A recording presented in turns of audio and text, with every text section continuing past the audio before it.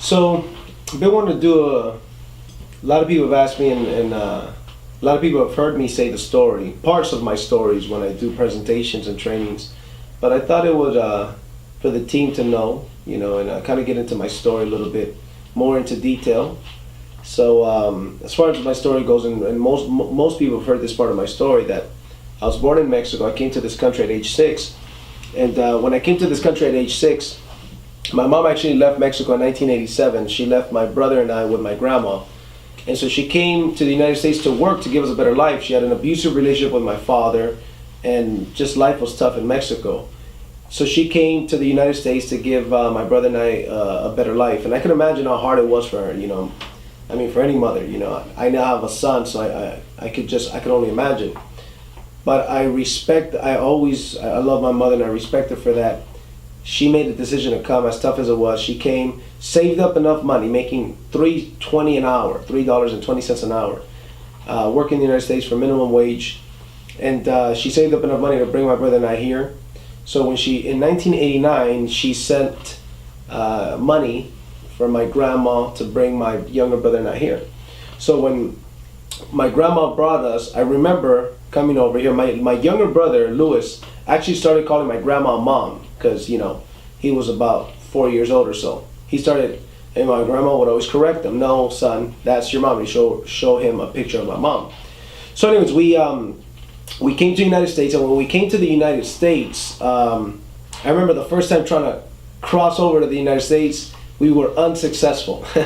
So I thought I was in a beach. I just remember it was in the night, and I just see a bunch of lights everywhere, people running all over the place, scrambling, lights everywhere. I literally thought I was like in a beach or something, okay?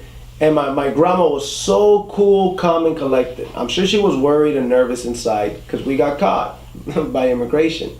And before you know it, we're in like this light room. It was like a white room, light colors.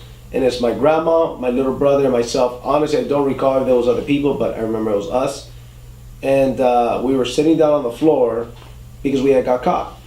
So they let us go. We tried it again. Second time was the charm. Not the third time, but the second time was the charm. So we made it through. But my grandma always kept her cool. Always let us know that everything was fine. She's such a strong woman, and to this day I respect her a lot. I love my grandma, and so now I know where my mom gets it from. She's also a very strong woman. So we crossed over, and it was about a 2-hour drive, and it felt like forever. And they told us, I remember we kept asking, especially me, because my little brother, just wouldn't be as talkative as me. Are we going to see our mom yet? Are we going to see our mom yet? And they said, yeah, we didn't even really had a concert at the time. They told us 1 o'clock, in an hour, 2 hours, wouldn't have made a difference. So we get over here, and I remember we pull into a parking lot. We get to the city of Southgate, California. We'll pull into a parking lot. It's a bunch of apartments, and then I see my mom across the parking lot. It was the happiest day of my life until the day that I had my son 3 months ago. Tomorrow will be 3 months. And so I remember getting off the car, me and my brother Louis, my grandma, and I'm running to my mom. And I remember as I'm running to my mom, I'm crossing the parking lot. There's a parking stool. So I remember to think, don't trip over that. And I didn't trip. We jump over the thing. We hug my mom. We kiss my mom. My mom cries a little bit. We do too. My grandma does too. And that was the happiest day of my life. And that and the day that my son was born. So everything was great. But one thing I remember is that my mom would always be working a lot. She'd always work a lot. She'd leave at 7, 8 in the morning, come back at 9, 10 o'clock. She used to work a lot of overtime and stuff like that and not make hardly any money. So one of my goals was always to retire my mom. Ever since I was a young kid, one of my goals, I don't know how, at what age I probably had the desire, but I'm thinking maybe 7 or 8 or 9. So I would always see her, but in addition to her job, she used to always sell different things. She used to be involved in direct sales and network marketing companies. She used to sell Royal Prestige, Renaware, Avon, Mary Kay, probably even Herbalife, weight loss products, all kinds of stuff. I remember at one point she had a garage full of air filters. So we were in that little apartment that did not have a garage. Eventually we moved out of there. She didn't have a car either. Eventually we moved out of there into that one was just, it was kind of like a studio. Then we moved into a 1-bedroom apartment. Same thing in the city of Southgate, just a couple blocks down.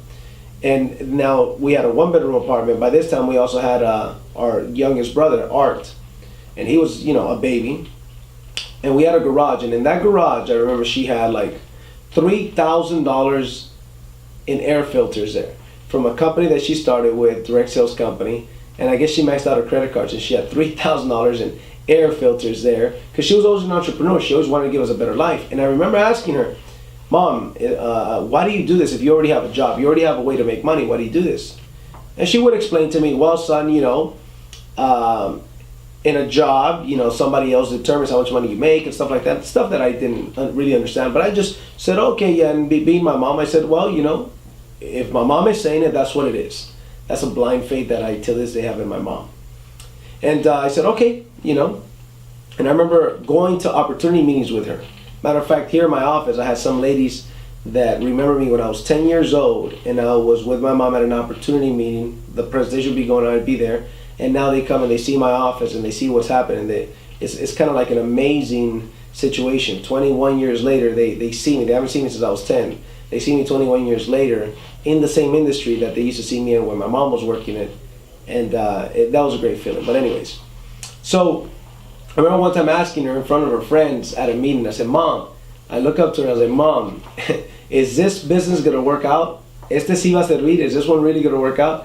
And my mom, everybody just kind of chuckled and stuff. And that's the story that they told me. I don't particularly remember that part. But I always had this entrepreneur spirit in me because of my mom. So I remember when I was in elementary school, we were doing some fundraising with some chocolates. Helen Grace Chocolate Factory was chocolates that we sold. And we used to sell the chocolates for $1. Now the kids sell them for like $3-4 on the streets. It's crazy. I buy them every time though, because I did that, and that's where I started getting my entrepreneur spirit. Because I was selling them for the school and giving the school all the money. I was also eating a bunch of them because I was a really big fat kid, man. And that was before I joined martial arts, and then I lost a lot of weight. But I remember selling the chocolates. Then one day my mom and I are driving. By this time my mom has a car. We're driving through the city of Linwood, and we see the Helen Grace Chocolate Factory. And all I remember seeing was 50% something.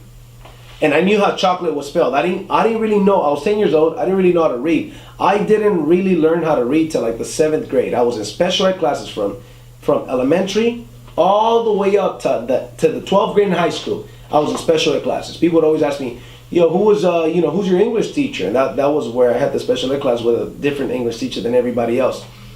And I would tell them, Miss Lumberg. They're like, who's Miss Lumberg? Nobody knew who Miss Lumberg was because I was only the special ed class. I was in high school. So anyways, I remember just seeing the 50%. I'm like 10 years old. I see like the 50%. And I asked my mom what that means. She says, I think, you get 50% off if you buy a certain amount. Let's go and check. So she makes a U-turn. We go to the Helen Grace Chocolate Factory. We check.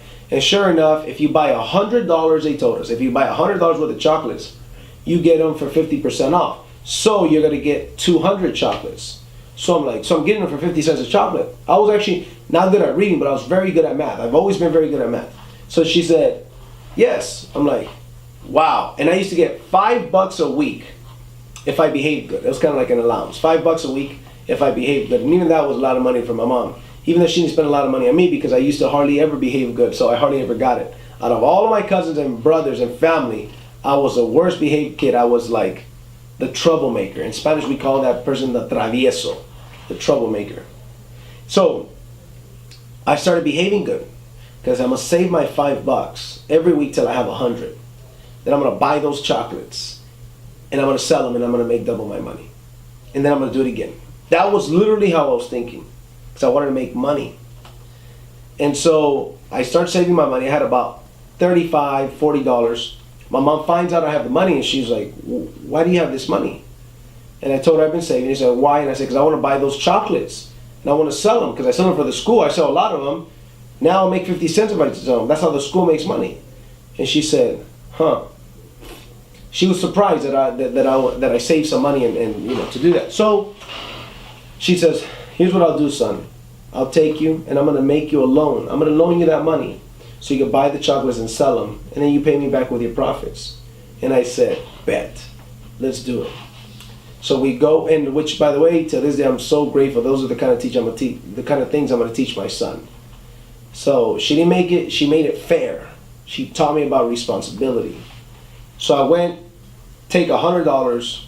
My mom takes me, take $100. I leave there with 200 chocolates. I bought the almond, I bought the plain chocolate, and the crunch. I don't know what the denomination, but that's what I bought. And so I go back, which, by the way, the almonds are the ones that sell the most. So I go back, and I'm selling chocolates door to door like I did for the school, but now it's for me. And I'm making good money. So now I'm making a good amount of money a day. I mean, sometimes I made like $10, $15, $20, and I was rebuying them. And I'm like, man, I'm rich. I was used to making $5 a week, and keep in mind, this is a kid from the hood in Southgate, but on Alameda Street. So if you cross the street, the train tracks, on Alameda Street there was train tracks. Now they're underground. Back then they weren't. You cross the train tracks, you're in Watts. You go 2 blocks west, and you're in the projects. And then to the city to the south is Linwood, then Compton. So we're right there. There's a bunch of gang member activity. There's a bunch of drug activity, you know. So $5 a week was a lot of money for me. Not to mention $10 a day, $15 a day. Before you know it, I got the kids in my apartment saying, "Hey, you know, we want to make some money too." And I started thinking, well, I make 2 quarters for every chocolate I sell. So a light bulb went on. I said, if I pay them 1 quarter, 25 cents for every chocolate they sell, I still make 25 cents. Before you know it, I have 5 kids knocking on doors, selling chocolates door to door. And the problem was that now I didn't want to work because I have 5 kids selling chocolates. If they sold 10 chocolates a day, that's $2.50 I made times 5. So I felt like I'm making, I don't know what, $15 a day without selling anything. And I just go and I take my profits and I rebuy some more chocolates. But even before we did that, we had a neighbor that was a baker. And the neighbor that was a baker, he used to also make donuts at home, and he used to send us kids around the block to sell them. So they used to give us like a cooler, and we put the donuts in there, and we used to go sell fresh baked donuts. I mean, they were just baked, they were even warm. It was delicious. I remember selling these donuts, and they used to pay us like $5 when we sold the whole thing. We used to sell them for, I believe, no, not even. They used to pay us like $2 or $3 for selling the whole thing, and we used to sell it for 50 cents each. So I remember it was sugar donuts, and then sugar donuts that had cream filling. The cream filling donuts, we used to sell them off for 50 cents. Then I started realizing that people really like those cream filled donuts, and I said, I bet I could sell them for 75 cents. So I remember I started selling those for 75 cents. So I would come back one day. I remember one day I'd go back, and I put the money on the table, and they realized that I got more money than I should if I'm selling them for 50 cents each. And I said, oh, the reason why I got more money than I should is because I sell the cream donuts for 75 cents. So in my mind, I'm thinking, I'm going to split, those 25 cents are mine. Nobody's touching my 25 cents. They try to pay me the same amount of money. You know, I think it was like $2.50 or $3 that they paid me. I said, no. That's for selling all the donuts. The extra 25 cents for every extra cream-filled donut that I got there are mine. You're not going to tax me on that. I was a kid, I'm 10 years old. These are like, is that guy, and then the aunts, and they try to be slick. They try to say, no, but you know, there's a no.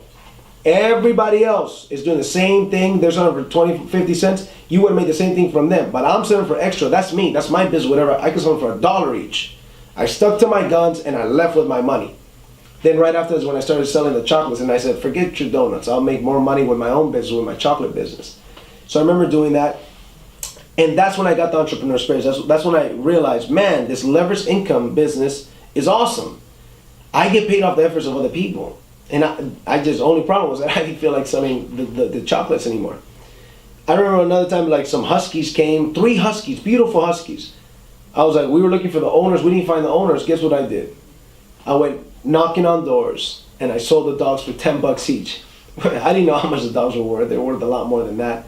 Beautiful baby huskies, and I sold them for $30 to like some people. I guess they bought them all to sell them for a lot more. But I was $10. I didn't care. I made $30 going walking a couple of blocks.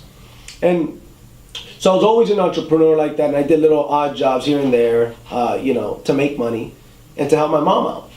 So when I was 18 years old, somebody introduced me to the industry of network marketing for the first time. I get started, because I was already open. My mom had done network marketing before. I liked the concept of leveraged income, residual income. So I got started with my first company, 2x2.net, back in 2001. And when I got started with that company, I made $60 in my first 6 months. That's like an average of $10 a month. But I didn't quit. First of all, I started listening to Jim Rohn. I started attending the trainings. I started getting the vision. Not only that, I had graduated from Southgate High School in 2001. I met a guy that had graduated from Southgate High School in 1991 that was making over $100,000 a month driving a black Lamborghini that said 2x2.net on the side. And I said, and he was Mexican just like me. He wasn't born in Mexico, he was born here, but he was Mexican. His family lived in Southgate just like me. And I said, they lived in a nicer part of Southgate by the park. And I said, if that guy could do it, and he's 10 years older than me, he graduated in 91, he was 29 at the time, I was 18. I said, if that guy could do it, I'm gonna figure it out. I said, even if it takes me 10 years or more, I'm gonna figure it out. I'm gonna make $100,000 one day. And that day came to pass, where we made multiple six-figure income monthly. And I said, I'm gonna get to that point. I didn't make any money in that company. I made $60 in my first 6 months. But we kept going. Got started with another company. It starts with an A, ends with an N, right? Well, I'll mention it. The company was ACN, good company. I never did anything. I didn't make any money. And in any of these companies, if you don't do anything, you're not gonna make any money. Started with ACN, I didn't do anything, didn't make any money. Then I got started with a company called Prepaid Legal. Now it's known as Legal Shield, great company. That's where I started making money. Hit the position of executive director, built a big team, made $300 my first week, and hit the manager position, and then, you know, just kept building from there. Then it got to the point where I was making a couple $1,000s a month, $2,000-3,000 a month, maybe a little bit more than that. Then I got distracted and I got into real estate. But actually, to back up, a part of the story that I feel is very important. When I started in 2x2.net, my very first training was in San Bernardino, California, which is about 45 minutes to an hour, maybe a little bit more from Southgate down in California. So my friend Gus and I get in this 1978 Jaguar, one of those old heavy Jaguars. We had like a quarter tank of gas. He had $5, I had $5. We put our $10 combined in the gas. We thought it was enough to get to the training. We were wrong. So when we get stuck in the hills in San Bernardino, and we flip a coin to see who goes and gets gas. He lost. So he took off his shirt. He's in his muscle shirt and his dress pants. We both wore our suits and we wore to prom. And he runs down with the red tank to ask somebody to give us free gas because we don't have any money. So somebody had pity for him and they gave him some gas. We came back, put it in the car. We go to training. We don't even have money to get in the training. We're already late. So we got there. There was literally people that got there with money a little bit late that they didn't let them in. We knew we had to get trained. So we tell them, look, man, we don't have any money and we want to get in. They're like, you're late and you don't have any money. You're not getting in. There's people that got here a minute late. You guys are 30 minutes late. There's people that got here a minute late that had money to pay and we didn't let them in. You guys are 30 minutes late and you don't have money. You want us to let you in? Not happening. Long story short, we got a hold of one of the uplines. They opened one of the side doors to the training. I was in that training. I saw this kid. I was 18. I saw this kid that was 18, but a couple months younger than me. I was making $5,000 a week. Changed my life. I had never met an 18-year-old kid. I believe his name was Luis Salazar. Luis Salazar. And this kid was the sharpest 18-year-old kid I had ever met in my life. And he was making $5,000 a week. And I said, I'm going to be like that guy and better one day. And I said that in a good way because I always look up for people. See, I don't mind. I like to get to a point where I got a target a bullseye on my back. That's cool with me. Friendly competition is good. But that kid changed my life. I said, he's 18 years old and killing it. He's sharper than any adult I've ever met. More confident. Makes more money than probably anybody I've ever met at the time. And that kid motivated the crap out of me. And so we went out to build different things. When I was with Prepaid Legal, I got distracted, got into the real estate boom, made good money. I was in Prepaid Legal. I made my first deal, made $6,000 in my first deal in real estate. Then I had another one in the pipeline that was going to pay me $10,000. So I'm like, man, I got $16,000 made. I'm making like $2-3 grand a month over here. I should probably just do real estate. And then they introduced me to a company called Keller Williams that had a profit sharing model. So I'm like, man, if I build a team here at Keller Williams, I'm already by myself making $15,000-$16,000 a month. Man, what can I do if I build a team? Well, it didn't turn out to be as nice as it sounded But I still made good money. I got some good experience. I did real estate for a couple of years. And then the real estate market crashed. I got my cars repoed. I got 2 cars repoed. I got a home foreclosed on. And I said, you know what, man? Network marketing, I should have never left it in the back burner. I'm going to go out there and I'm going to do network marketing. So I said, I'm going to look for a little part-time job, just enough to pay the bills. And I'm going to work my network marketing business, and I'm going to focus. I'm not going to look to the left or the right. I'm going to keep going, and I'm going to become a millionaire in the network marketing industry. I met some millionaire mentors, gave me the mentorship, told me what to do. I was very coachable, and I worked my ass off. And we went to work. About a year after that or so, I was able to retire my mom, which was my goal for a very, very long time, was to retire my mom. So when I did, I retired my mom. And we kept building, and we got to the point where we built. My goal was to make $100,000 a year, so we made $100,000 in a year. After that is when I retired her. Then my goal was to make a multiple 6-figure income. Made a multiple 6-figure income. Then the goal was to make a monthly 6-figure income. And I remember when I made over $100,000 in 1 month for the first time, it was on my whiteboard. I had my dreams, I had goals, I have 3 different whiteboards at home. And here in my office, I've got 2 big ones. I don't have whiteboards in my office, I have glass boards. So I remember it said September, and it had a date, the last day of September, 100K. I remember it was October, and I seen the 100K, and I'm realizing that day already happened. I'm in October, last month I made like $120,000. And that's when it hit me, and I get up, and I grab the marker, and I cross it out, and then under it I write done. No, across it I write done. And that's when it hit me, like, man, this stuff works. And then before you know, we started making a multiple 6-figure monthly income, and then just things went bananas. So after all of that, I've already done a video where how I came to the company I'm with now. We made some good investments. We invested in different things, not just network marketing.